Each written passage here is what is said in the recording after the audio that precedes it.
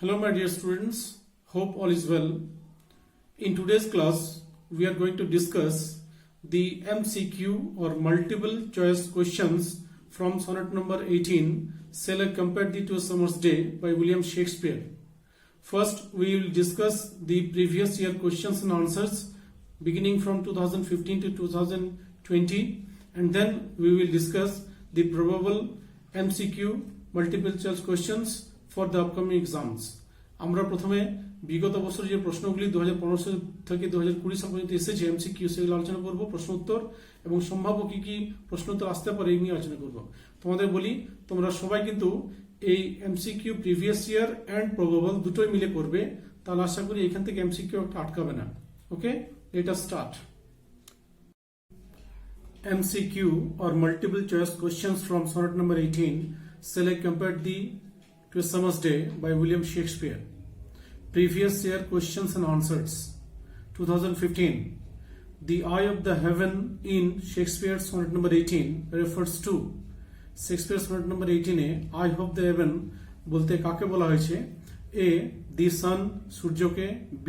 The moon চাঁদকে, C. The poet কবিকে, D. The clouds মেঘকে। The correct answer is A. The sun.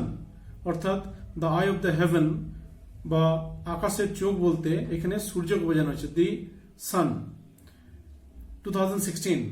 The winds that blow in summer in Shakespeare's sonnet number 18 are, যে বাতাস বইছে শেক্সপিয়ারের sonnet number 18 এ, সেখানে বাতাসটা যে গ্রীষ্মের বাতাস সেটা কিরকম?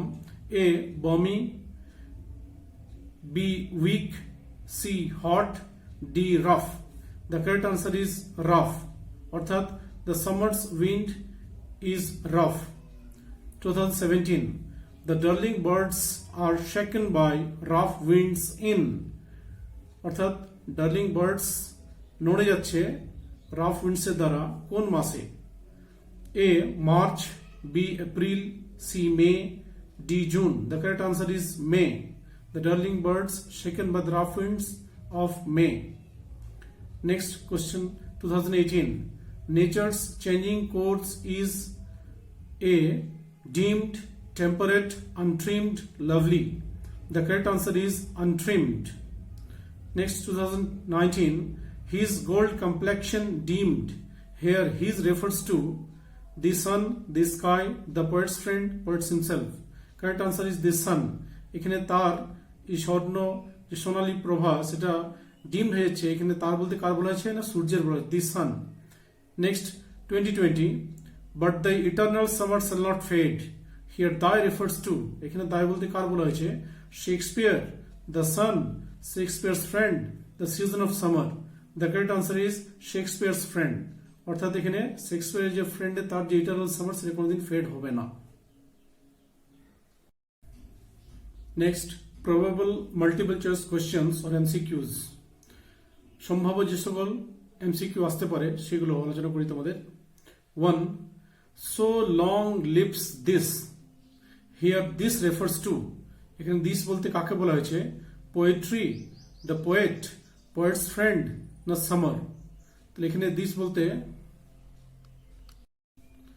Probable MCQ or multiple choice questions, সম্ভাব্য যে সকল এমসিকিউ এখান থেকে আসতে পারে sonnet number 18 সেগুলো তোমরা আলোচনা করি। 1. So long lives this. Here this refers to, এখানে this বলতে কাকে বলা হয়েছে? Poetry, the poet, poet's friend, না summer? The correct answer is poetry.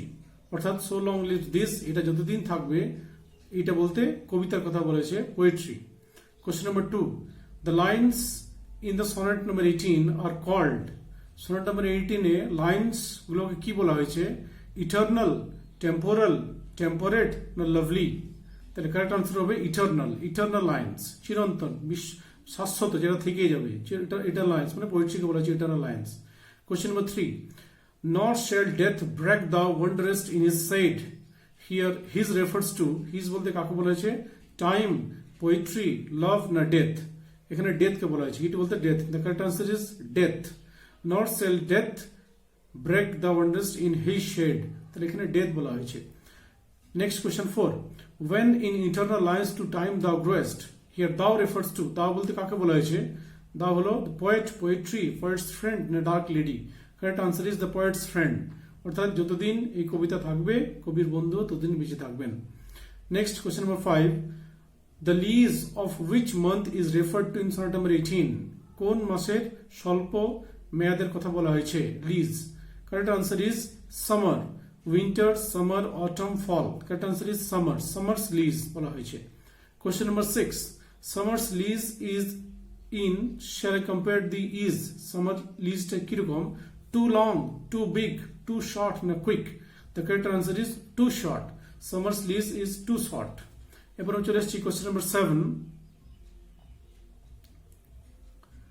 7, the gold complexion belong to, gold complexion কার gold complexion?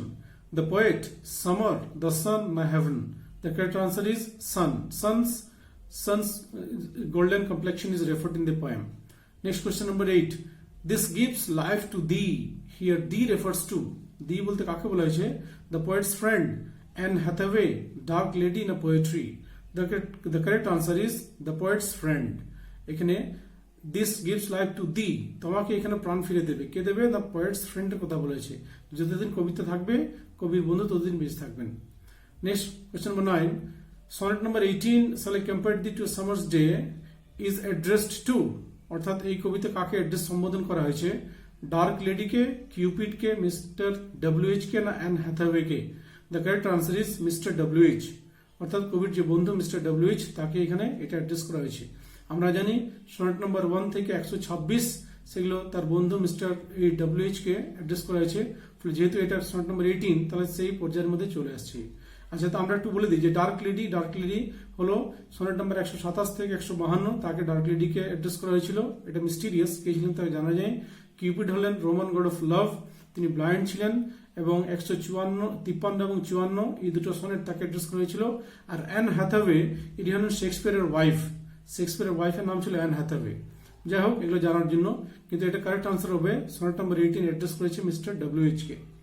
Okay, last question number 10, the poet's friend has been immortalized by, কবির বন্ধু অমরত্ব লাভ করবেন কার দ্বারা? Love, beauty, poetry না ডেথ? তাহলে কারেক্ট আনসার কি হবে? কারেক্ট আনসার হবে পোয়েট্রি, অর্থাৎ পোয়েট্রির মধ্যে দিয়ে কবি কি করবেন? অমরত্ব লাভ করবেন। অর্থাৎ poetry will immortalise the poet's friend and his beauty. Poetry has that power, immortality power কবিতার মধ্যে রয়েছে, এবং কবিতা সেটা কি করবে? তাকে ইমর্টালাইজ করতে পারে। ওকে, তাই আমরা কি করলাম? আমরা যে শর্ট কোশ্চেন লেসন আলোচনা করলাম, এমসিকিউ যেগুলো প্রিভিয়াস ইয়ার এসেছিল এবং যেগুলো আমরা দেখলাম যেগুলো প্রবল হতে পারে, তোমরা দুটোই ভালো করে করবে। প্রিভিয়াস ইয়ারগুলো ভালো করে করবে এবং যে প্রবাবল 10টা দিয়েছি সেগুলো করবে। টোটাল যদি করো তাহলে আশা করি এমসিকিউ এখান থেকে আটকাবে না। সনেট নাম্বার 18 থেকে যা যা এমসিকিউ এখান থেকে পাবে। ওকে, ভালো করে তৈরি করো।